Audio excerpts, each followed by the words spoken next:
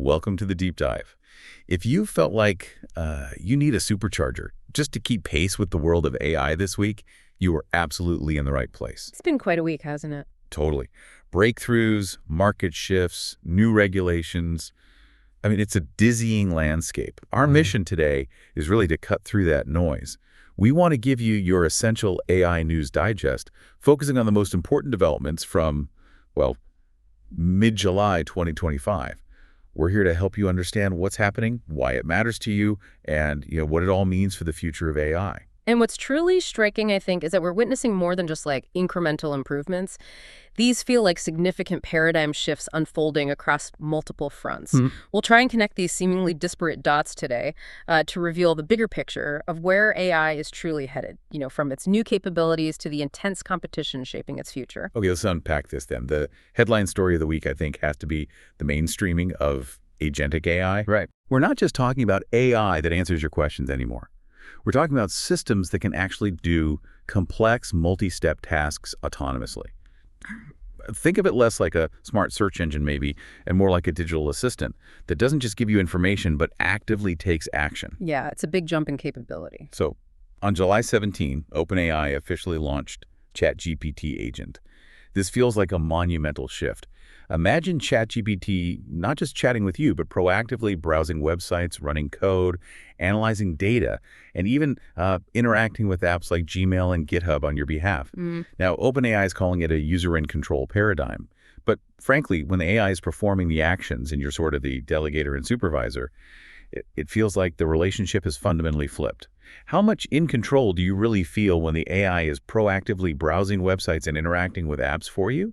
What's the biggest shift in human behavior this implies? Well, that's the core question, isn't it? This isn't just a chatbot getting smarter. It's a fundamental structural change in human-computer interaction. It means the AI is taking on a far more active role in our digital environments, which, yeah, undoubtedly accelerates digital transformation. But as you alluded to, it also brings up entirely new risk surfaces. Right. Imagine an AI agent, say, inadvertently granting access to sensitive data, or maybe being tricked by a sophisticated phishing attempt. The attack vector shifts from, traditional human error to algorithmic misstep or even manipulation. Yeah, that's a bit scary. And Amazon Web Services wasn't sitting still either. They also unveiled new agentic AI capabilities with Bedrock Agent Core. Right, AWS jumped in too. This is bringing autonomous AI agents into mainstream corporate IT, enabling enterprises to deploy them for complex, multi-step business processes. It's a clear evolution from, say, traditional robotic process automation, RPA, by adding reasoning and adaptability. Exactly, more flexible. But here's where it gets really interesting, almost like something out of a sci-fi thriller. Google deployed its BigSleep AI tool. Ah, yes, BigSleep. And it proactively identified and neutralized a serious unknown security vulnerability in the SQLite database, preventing an imminent cyber attack before it even started. Doesn't that sound like something straight out of a movie?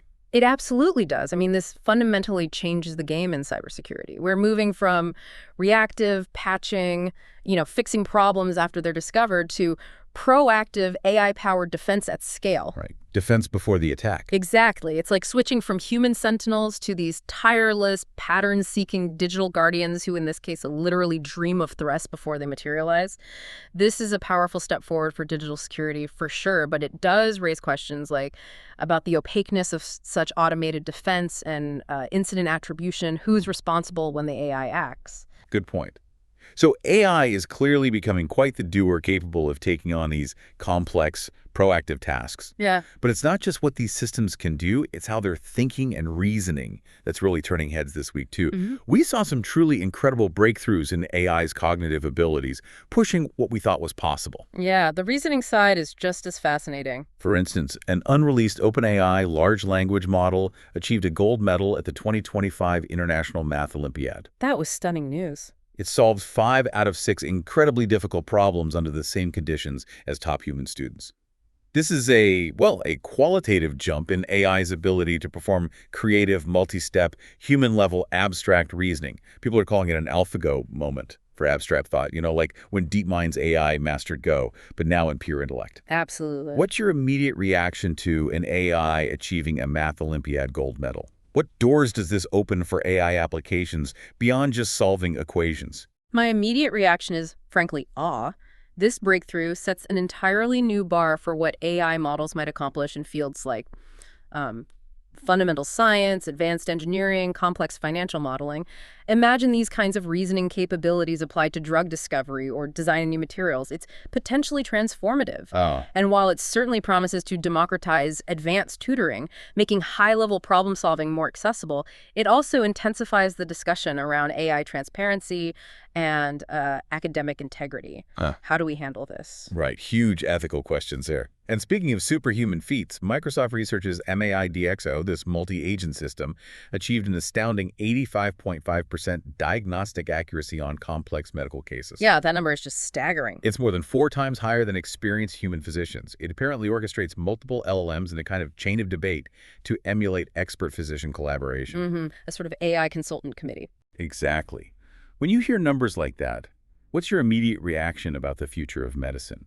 How do we best integrate these powerful AI tools into healthcare without diminishing that essential human element of patient care? That's a critical question and one we need to grapple with carefully. This promises potentially to democratize expert-level medical care globally, especially in underserved areas. That's the upside.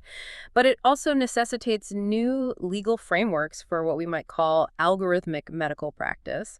And, it brings up considerations around the evolving role of human professionals. You mean like de-skilling? Not necessarily de-skilling, perhaps more like reskilling or role shifting. If an AI can diagnose 4 times better, what's the new focus for the human physician? Maybe it shifts more towards empathy, communication, managing patient trust, navigating the nuances of individual cases, arguably the even more critical aspects of care that AI might struggle with. That makes sense. It's about synergy, maybe. Okay, so with all these new AI capabilities evolving so rapidly, it's really no surprise that the battle for who controls this future is heating up intensely. We're seeing some fascinating corporate plays and even geopolitical fractures emerge as companies and nations vie for AI dominance. The platform wars are definitely underway. Right. Meta Platforms, for instance, just invested a staggering $14.8 billion for a 49% non-voting stake in Scale AI. Huge number. Scale AI, the data labeling firm. Exactly. This isn't just a casual investment. It feels like a very strategic move to control AI supply chain infrastructure and, supercharge its own AI pipeline. It's also kind of an interesting attempt to sidestep antitrust scrutiny, especially when you consider that Google, a major scale AI client, immediately severed ties in response. Ouch. What's behind such a massive investment in a data labeling firm, and how does this redefine what it means to be an AI powerhouse today? That's precisely it. This move towards what some are calling alliance capitalism highlights that data access, and crucially, the quality of that labeled data is now the true new gold standard for AI power. It's not just about compute anymore. So data is the new oil. Again. Kind of, but maybe more like the new refined fuel. Companies are realizing that securing that data pipeline is as vital as earning the chips or the algorithms. It's a strong signal about how companies are strategically trying to navigate, or maybe redefine, antitrust regimes, which are clearly being tested by the sheer speed of AI innovation. And speaking of Google, they confirmed they're merging Android and ChromeOS into a single, unified platform. Yep, the Unified OS project. This isn't a small undertaking. It's a multi-year project aiming to create a consistent AI-native foundation for its Gemini AI models, particularly the upcoming Gemini 2.5 Pro. It seems like a direct challenge to Apple's integrated ecosystem by aiming to own that agentic layer right on its hardware. How significant is this move for Google, and what does it tell us about the future of operating systems in this AI-first world? Well, if we connect this to the bigger picture, this isn't just about operating systems anymore. It's truly the dawn of the AI platform wars.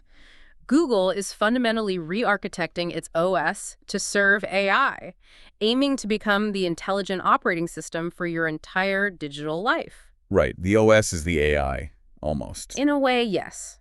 And it's also a defensive maneuver, let's be honest, against AI agents potentially disintermediating its core search business. If the agent answers your question directly on the OS, maybe you don't search on Google. So the OS is no longer just a shell for apps. It's becoming the central nervous system for AI to live and operate within.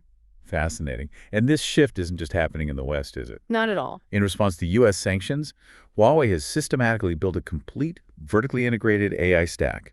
This includes their own Ascend series chips, the Canon software framework, which is a direct alternative to NVIDIA's Xeon. A crucial piece, the software layer. and they're Pangu foundation models for industrial applications. And they're now actively exporting this full stack, especially to Belt and Road nations. What's truly striking here is that the world seems to be on a clear trajectory toward two distinct competing AI technology stacks. One largely US-led, the other influenced by China and players like Huawei. This reveals that the battle for AI isn't just a model war, who has the smartest chatbot, but a much deeper stack war at the fundamental infrastructure layer. We're talking chips, software, data centers. A stack war. I like that. It's not merely about market share. It's a profound geopolitical development shaping global technological dependencies for decades to come. Okay, so AI is accelerating. The platform wars are heating up. Naturally, efforts to regulate it are also accelerating. Trying to catch up, yeah. And, perhaps surprisingly, amidst all this tech, there are still moments where human ingenuity continues to shine brightest, reminding us of our unique, enduring edge. First, the regulation. The long-awaited EU AI Act enters its first major enforcement phase on August 2nd, 2025. Very soon. Amen. This act defines comprehensive rules for AI deployment based on risk class, aiming to foster transparency and trust. However, reports suggest many firms are unprepared, calling for more clarity. We even saw OpenAI delay the European launch of its Sora video generation model specifically because of these complex regulations. What does this mean for companies trying to innovate globally in AI? Well, it really sets a global precedent on governance, doesn't it? But it also risks fragmentation because the US and Chinese approaches are clearly diverging from the EU's. Regulation is no longer a future concern. It's a market reality right now. It's forcing what we might call compliance-driven innovation. Compliance-driven innovation. Interesting phrase. Yeah, companies need to bake in regulatory considerations from the very start of their AI development, not just tack it on as an afterthought. It changes the design process. Simultaneously, the UN's AI for Good Global Summit in Geneva marked a notable shift, moving from abstract principles towards more practical implementation. More concrete steps, yeah.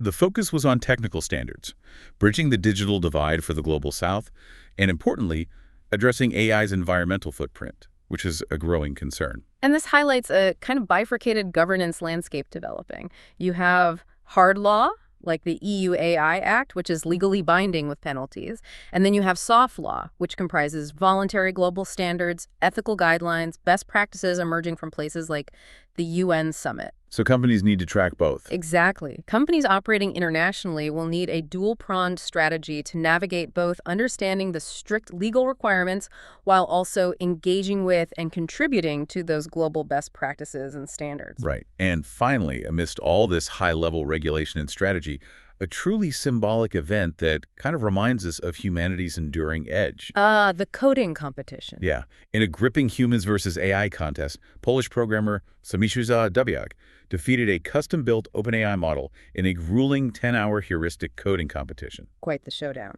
And he won not by simply being faster or more efficient, but apparently by devising a completely different solution to an incredibly complex NP-hard optimization problem. These are problems where finding the absolute best solution is computationally extremely difficult.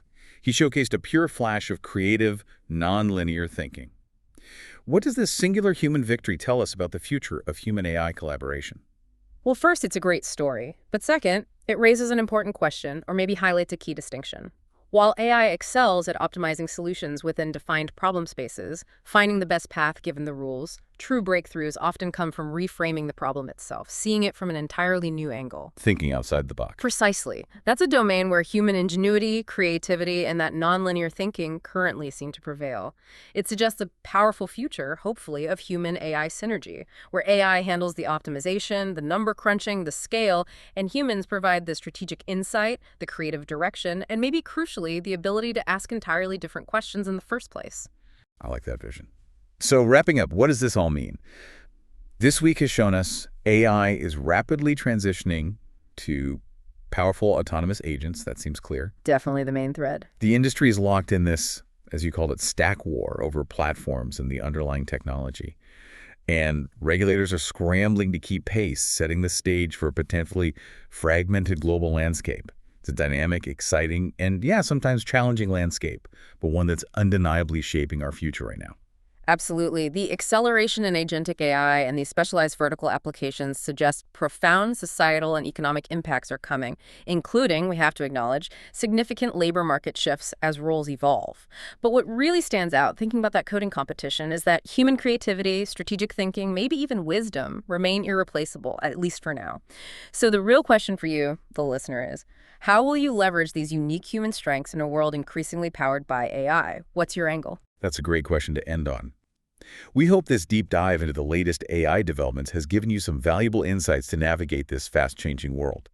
If you want to dig deeper into AI, maybe get your hands dirty with some practical tutorials to leverage these powerful tools, be sure to subscribe to this deep dive. And also check out Ian Oshing, that's Ochieng AI on YouTube. Lots of great stuff there. Definitely worth a look. We'll be back next week to continue our Essential AI News Digest. Thanks for joining us.